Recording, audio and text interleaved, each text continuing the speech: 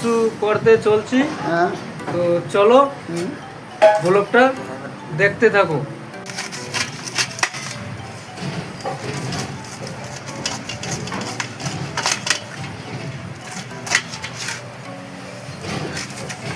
Silent করলে কি আর কিছু বলবি না ভিতরে? ঠিকানে আছে তো।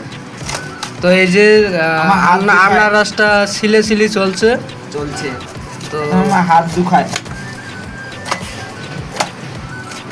তো আনারসের গায়ে অনেক শুঙা আছে, এগুলো ফেলাইতে লাগবে। আগে ছিলকাটা আগে ফেলাই নাই।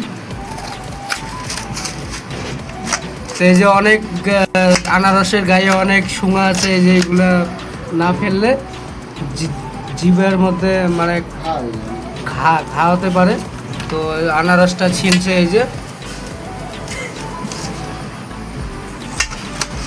তো চলো ফাইনালি ভালো করে ছিলাই, তারপরে তোমাদেরকে দেখাচ্ছি।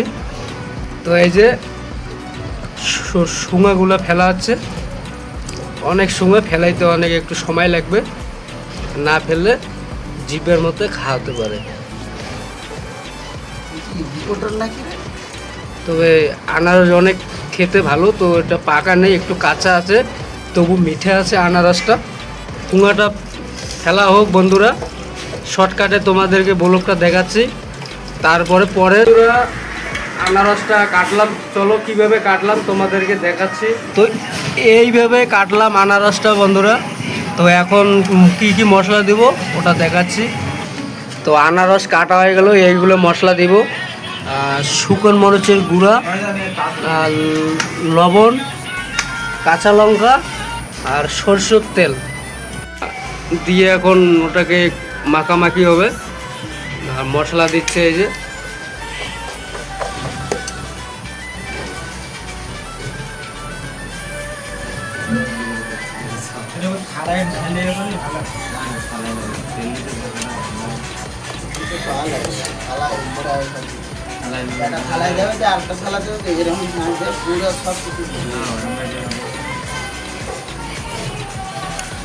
বেশি মশলা দেওয়া যাবে না, একটু হালকা হালকা করে দিতে হবে। আনারসটা খাওয়া চালু হয়ে গেছে, তো তোমাদেরকে বলছি কীরকম লাগে, একবার আমি একবার খাইয়ে দেখি।